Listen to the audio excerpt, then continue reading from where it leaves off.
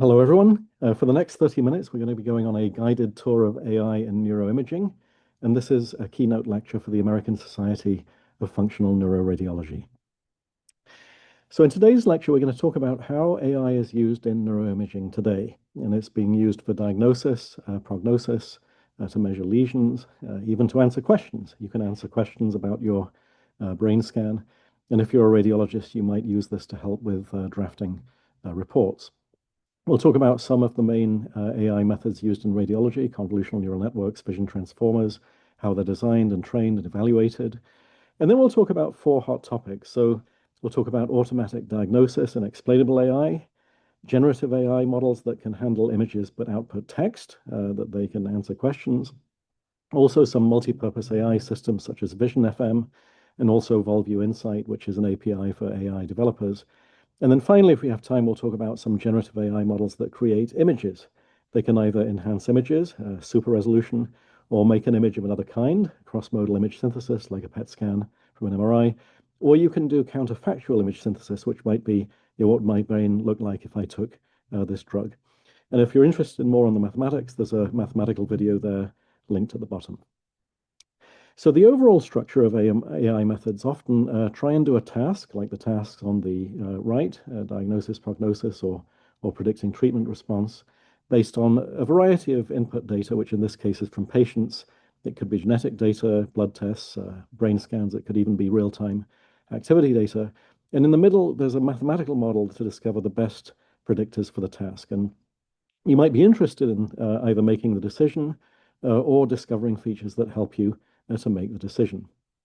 Now, meanwhile, a lot of the improvements in these methods have been driven in part by the rapid growth of population-scale biobanks. So in the US alone, 30 million MRI scans are collected every year from 40,000 MRI scanners worldwide. There are even 8 at our medical center here at USC. And since 2009, we, as the Enigma Consortium, have published the largest neuroimaging studies of over 30 brain disorders as a 45-country consortium. Now, this has involved 2,000 scientists working together, looking at over 200,000 people's brain scans and genetic data, leading to the largest MRI studies of Parkinson's, epilepsy, ataxia, and brain trauma, and also in the field of psychiatry, bipolar disorder, major depression, schizophrenia, PTSD, and substance use, and a number of neurodevelopmental conditions. Now, these are the images. They can be structural or functional. They can look at the brain's molecular content, and they can also be genetic data, which are collected from healthy people and patients throughout their life. And here's where the data comes from. It's all over the world. Many conditions are studied using brain MRI, and these are all being analyzed by our consortium, Enigma. And this is quite a task. So this reports how the world's largest set of brain scans are helping to reveal the workings of the mind and how diseases ravage the brain. So in Enigma, and this is not AI, we calculate brain measures from the brain scans, either the size or volume of different parts of the brain or their microstructural integrity on diffusion tensor imaging. And we test associations between these brain measures and different diseases, either clinical measures or risk factors or even possible modulators. And then all the data is combined across the world to try and understand what the aggregate effect might be. So suppose here's a brain MRI scan and we're interested in measuring the thickness of different parts of the cerebral cortex. This can be done all over the world here by the Enigma Schizophrenia Group, which is at 33 sites. And then for different disorders, you can make a picture of where the disorder is associated with thinning of the gray matter of the cerebral cortex. And you'll see that in different conditions, the profile and magnitude of the difference varies a great deal. And you can imagine that if there's a prototypical signature for each disorder, this could be the basis of a diagnostic classifier. And this is all ongoing. There's a remarkable amount of effort, not just with structural MRI, but also functional MRI and other techniques like EEG and MEG, and you can see the patterns of different diseases. The problem is the best measure that we can derive from a brain MRI scan is not always diagnostic. So in the case of Alzheimer's disease, there's measures of hippocampal volume that are about 2 standard deviations too low in patients, and that can be used as the basis for a diagnostic classifier. But in most of the other disorders, there are really not single measures in the scans that would definitively say whether someone has the condition or not. So that's where the data science comes in. How can AI engineers leverage these vast brain databases of over 200,000 scans to build better diagnostic tools for brain diseases and for which diseases? So how can AI learn from these population-based, deeply phenotyped data sets? So just going back to this model, we're going to focus on the middle bit, the mathematics, that would learn from the data on the left and help to make decisions such as the ones on the right regarding diagnosis, prognosis, and treatment response. So much of this work began in computer vision. So if you had a security system that was designed to recognize a particular individual, let's say the person there, Sarah, is a member of the lab, and the security system tries to identify if it's her coming in. Convolutional neural networks were an early type of neural network that would distill features and combinations of features that were distinctive about her versus other people, and then make a decision, in this case, in a face recognition system, whether or not it is her. Now, in a medical context, a similar technology can be applied now to 3D brain MRI scans to make other conclusions, the person's age, their diagnosis, whether there's other pathologies which might be important to know to see if the patient was eligible for particular treatment. So here is a film made by Jim Stannis and Arthur Toga, where the MRI scan is read in on the left, and the parameters of a neural network, which is just a vast mathematical function, are tuned to optimally make a decision from the scan. And the way that this works is via backpropagation. It's a training method where the network parameters are trained. You keep showing it enormous amounts of input data and the decision it should make on that input data. And you adaptively adjust the function during training from initially random inputs to create a network that can then, on independent data, make the decision really quite well. So these do work. This convolutional neural network can diagnose Alzheimer's disease. It was developed by Xiaogan Yan and Bin Lu. There are many of these now, and this obtains 92% accuracy in diagnosing Alzheimer's disease. And it was trained on centralized brain data from 217 brain scanners from a little over 85,000 scans. Now, this is another variation of the approach. Du Tosun at UCSF trained a classifier on neuropathology datasets, post-mortem neuropathology that detects pathologies that you can't see using in vivo imaging like TDP43 or Lewy bodies or cerebral amyloid angiopathy. And this is remarkable. It's nearly 90% accurate at deciding whether patients have these pathologies even when they're alive. Another variant is to use AI that reads brain scans to find Alzheimer's genes.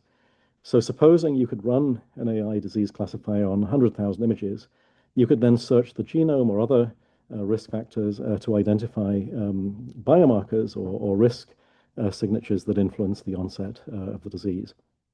So just to be specific, Andy Sakin and Taiho Zhou in Indiana trained an Alzheimer's classifier on tau PET scans. They found regions and features in the PET scans that were useful for making the diagnosis. And then in a second phase, they searched the genome here with a convolutional neural network to find polymorphisms in the genome that influence the development of Alzheimer's disease.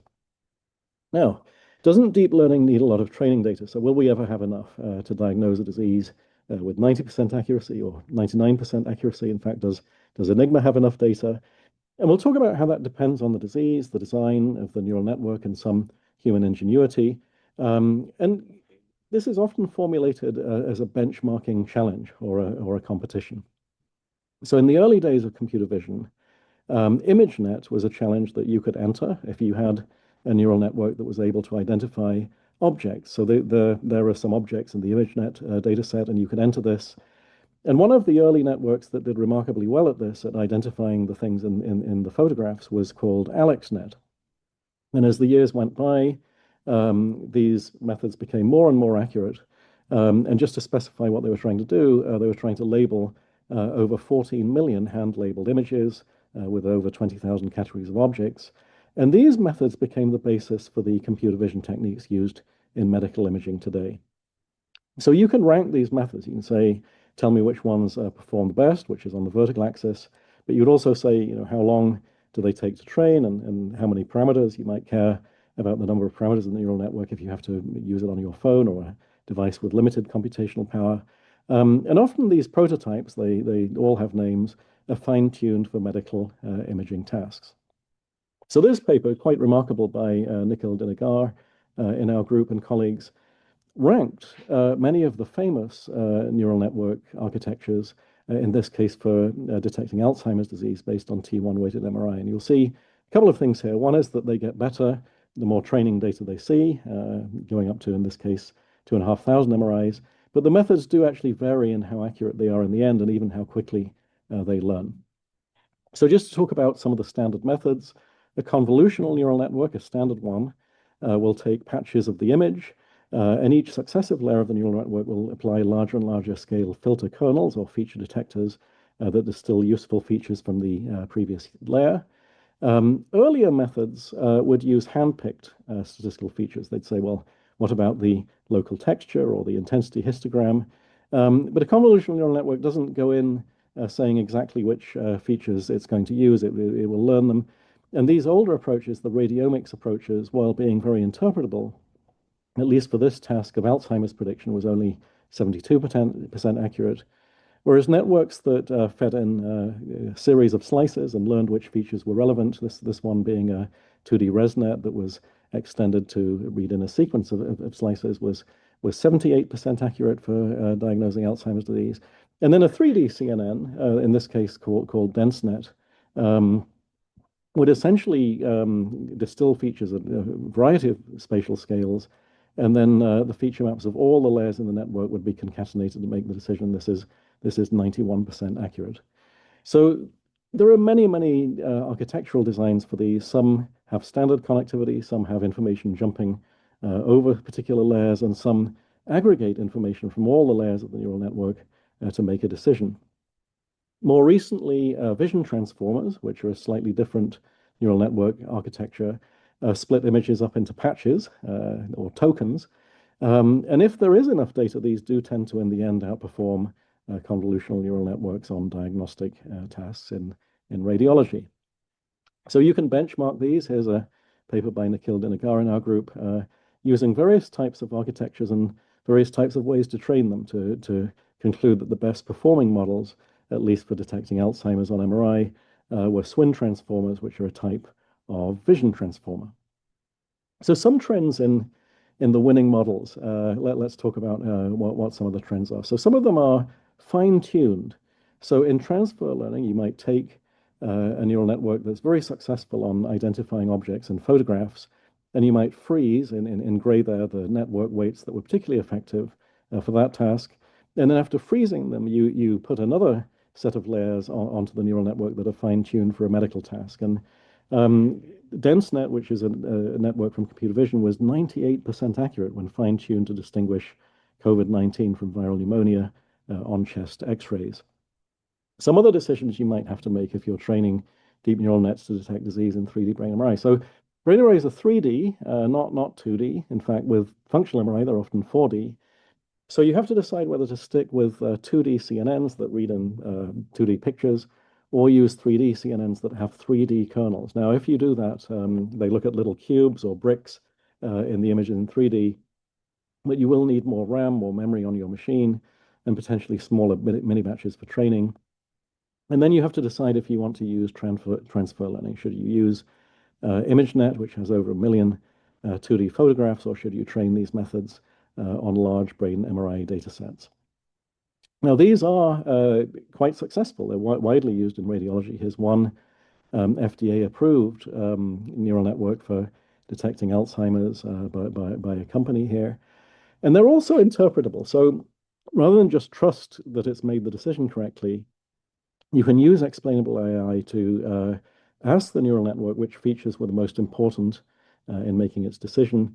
This is a whole field. There's methods such as occlusion sensitivity analysis, GradCam, or layer-wise relevance propagation, or even for transformers attention flow. So let's have a look at a couple of those. So occlusion sensitivity analysis, or OSA, obscures different parts of the input brain MRI to see what the impact of doing that is on the model's output. Now, the idea here is that if a feature is important for making a diagnosis, then covering it up, occluding it, will lead to a drop in the accuracy. And how much that drop is, you just put in the image in color, and it becomes a heat map or a saliency map. So these essentially are very simple interpretable AI methods. Slightly more complex one, GradCam or gradient class activation mapping, will recognize the fact that these neural nets have a lot of layers, and maybe the later layers are the most useful for making a decision. So they will aggregate the class activation map, which would be the gradient of the classification score with respect to the features used in these layers, and they would show you which features and which layers were important in making the decision. So if you were trying to detect a cat or a dog, in this case, it shows very well which features were used to make those decisions. And it even does some very abstract things like telling which parts of an image are useful for deciding if the person is brushing their teeth or cutting trees. Now, in radiology, this certainly works. It will find a meningioma in this case.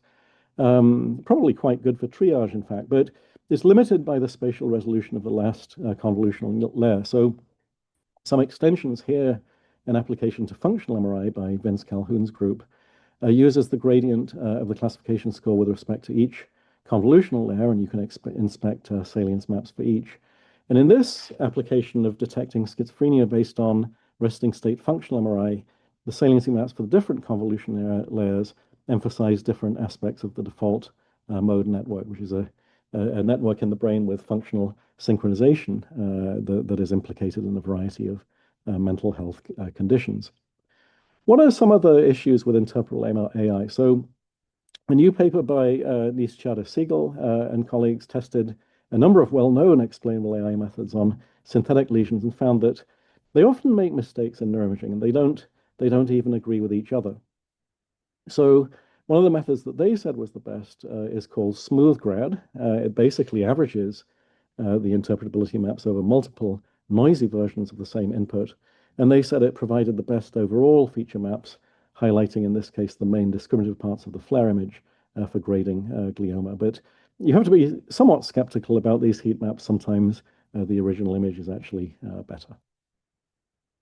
A slight variant of this is the use of generative AI techniques to enhance MRI scans to improve their resolution or detail. So this famous example where you can turn a Monet painting into a photo or even a photo into a Monet painting uses generative adversarial networks or cycle GANs, where the style of the image is encoded using the Gram matrix.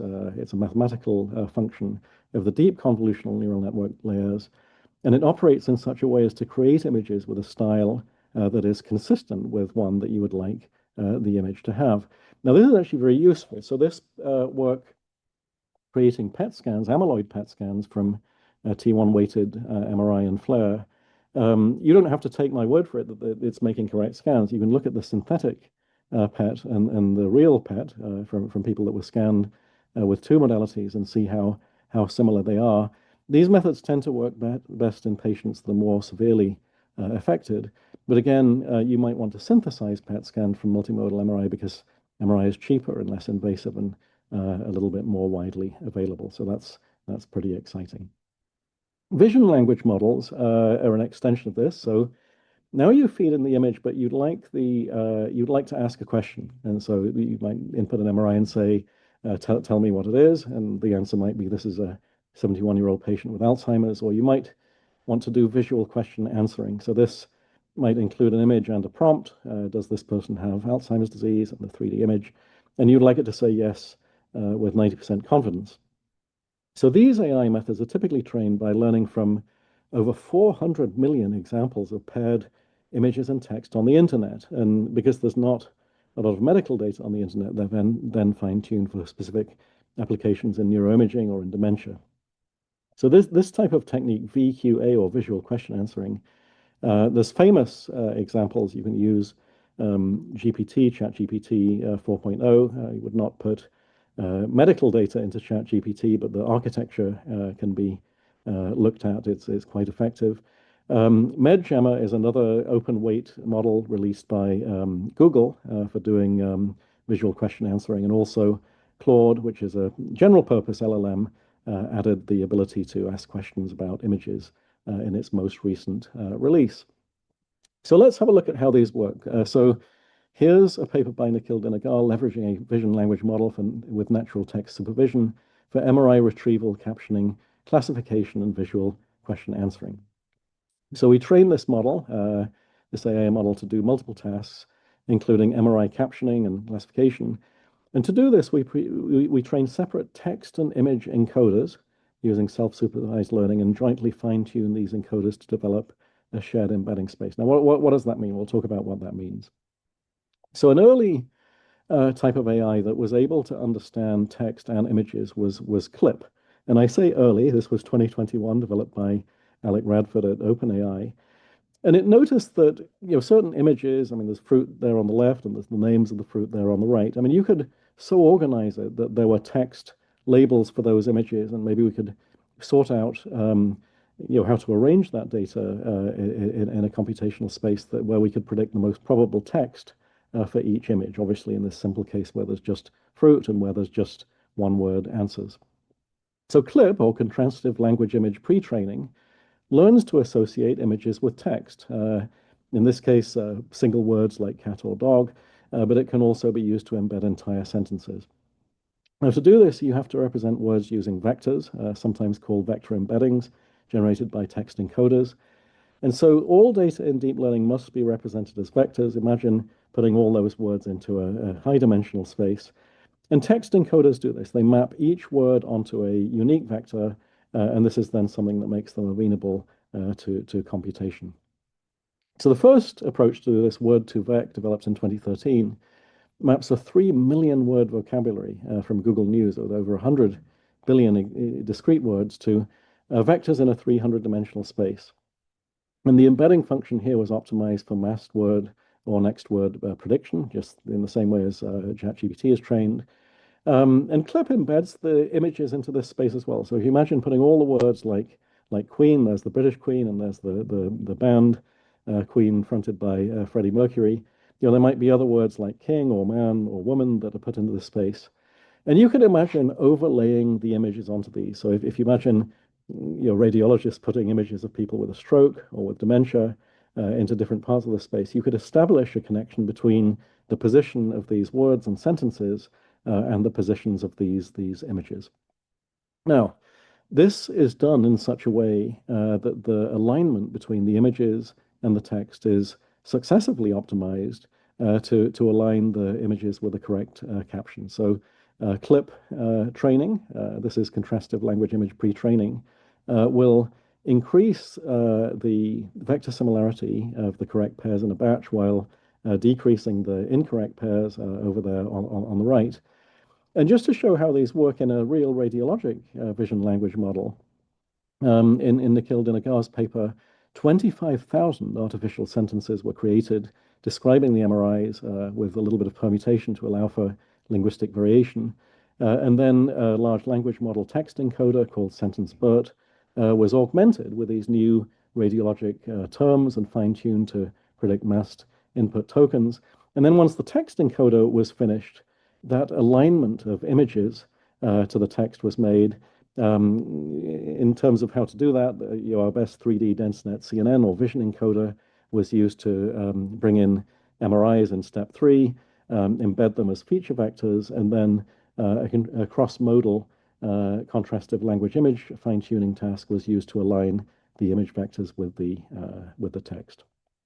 So this model works. You can compare it with other off-the-shelf methods called things like Biomed Clip, which was trained on over 15 million radiologic images from PubMed Central. And these pairs of images that are used for training typically have, for example, a CT image there up there on the top left, and some text that describes it. And the whole point is to try and get text and images that agree with each other.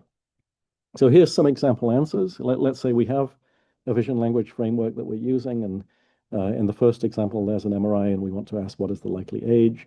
There is a ground truth in this case. This person's 78. And then if the AI method says they're 79, we have a metric of how good it is. But maybe it's a little bit less obvious to decide how good a text answer is. So if we asked, are there any indications of Alzheimer's, and it says, yes, there are clear indications of Alzheimer's based on the information given in the context, we want to evaluate whether or not that is a good answer. Now, in captioning, there are certain outputs that are in a training set, and we want to see how well the algorithm reproduces them. So you can either use Blur and Rouge, which are natural language processing metrics of word overlap, or you can use something called BERT score, which uses the embeddings to decide whether the meaning is the desired meaning, even when the particular wording differs. Now, one of the remarkable things about this is that these visual question answering methods, like does this image show signs of Alzheimer's, they do pretty much as well as a bespoke Alzheimer's classifier in classifying the disease, even though they're taught primarily from text. They can achieve very, very high performance. So the next step with these models is to teach them more terms about disease. They don't always know the radiologic terms, but after that, they can be assessed for their accuracy. So these components are often put into a multi-purpose system. Vision FM, for example, is an ophthalmological AI system that does a number of things. And they say, well, this will help with diagnosis and prognosis. It could segment things in the image. And they also wrap several tools in an overall large language model. So compared with prior AI models that only do one task, this does a number of them. It will actually outperform ophthalmologists with basic or intermediate levels of training in diagnosing common ophthalmic diseases.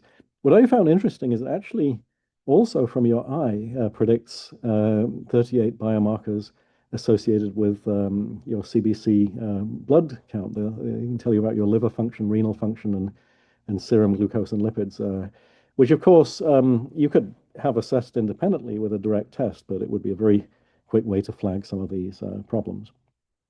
Okay, so in the last few minutes, I'll tell you about another complementary generative AI method, generating images from text using latent diffusion.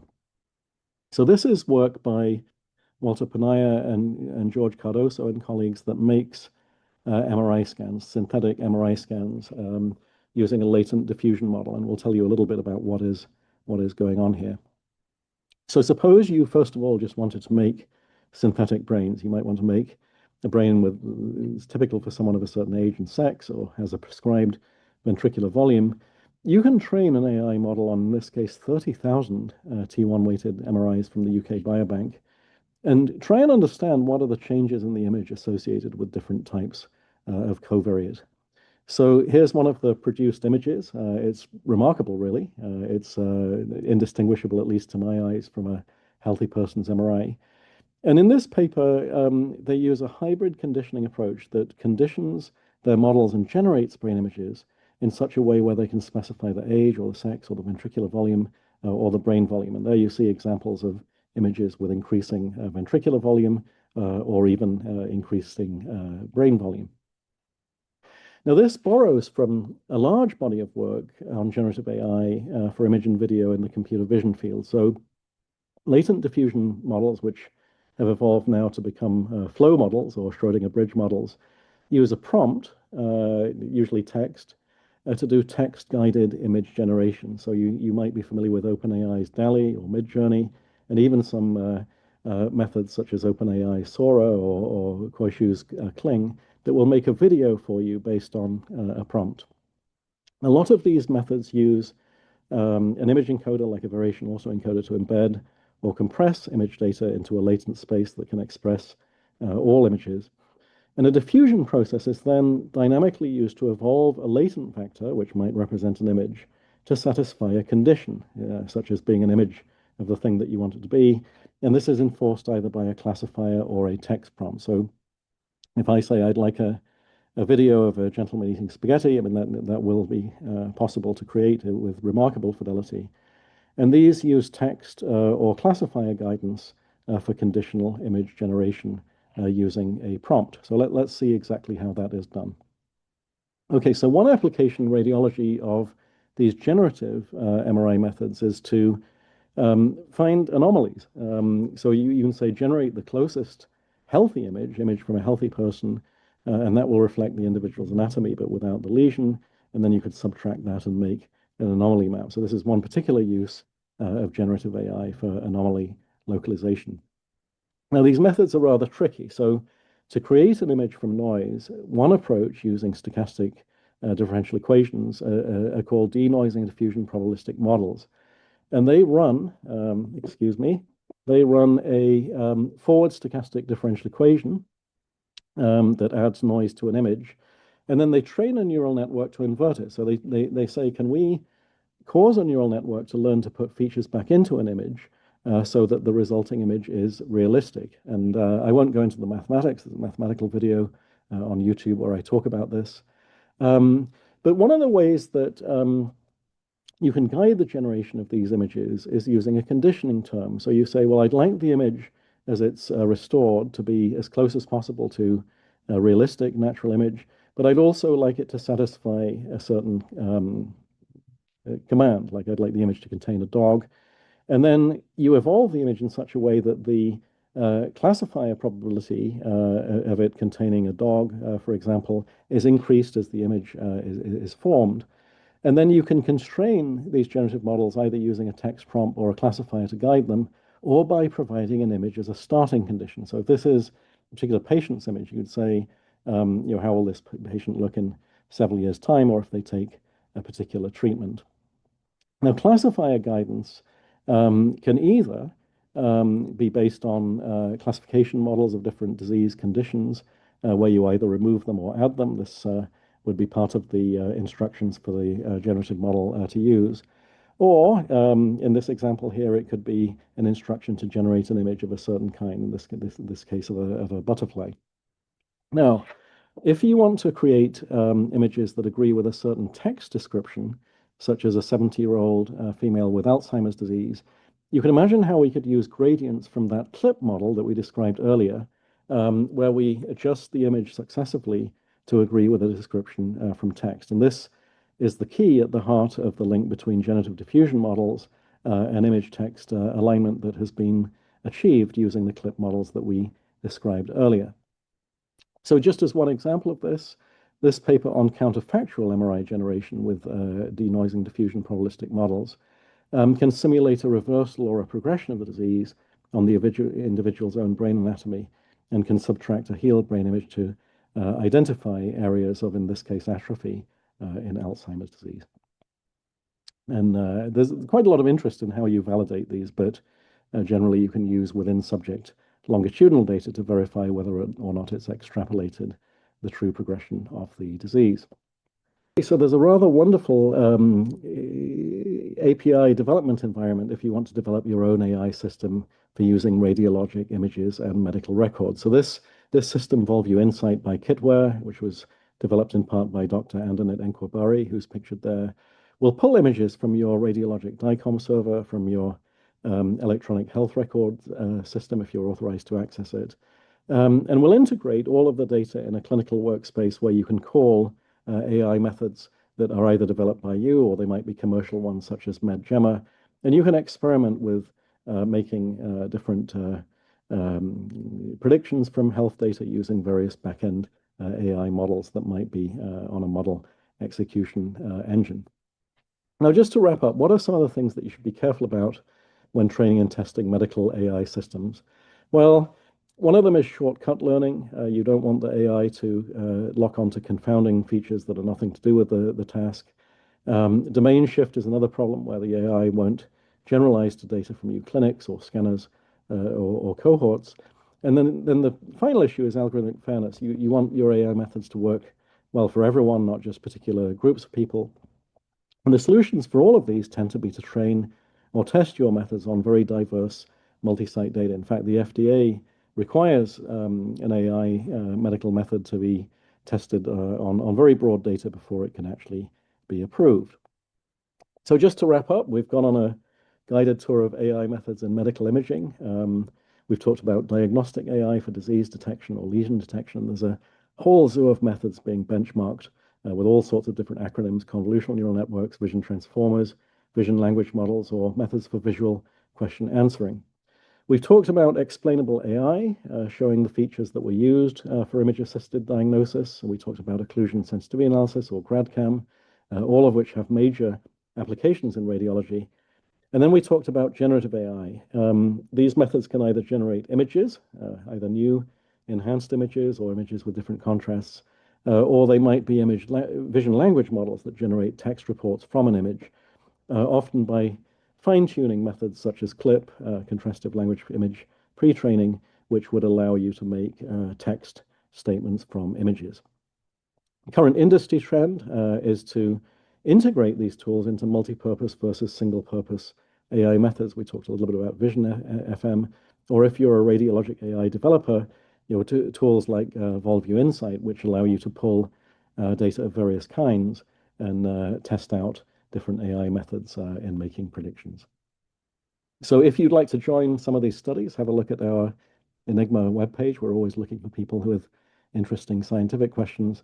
And then also thanks to the people that generated the results I talked about today and collected all the data, and thanks to the patients who were scanned as part of these studies. Thanks to the NIH and other institutions for funding this. And last of all, if you ever are in Los Angeles, you're very welcome to come and see us here at the Marina. Thanks so much for your attention.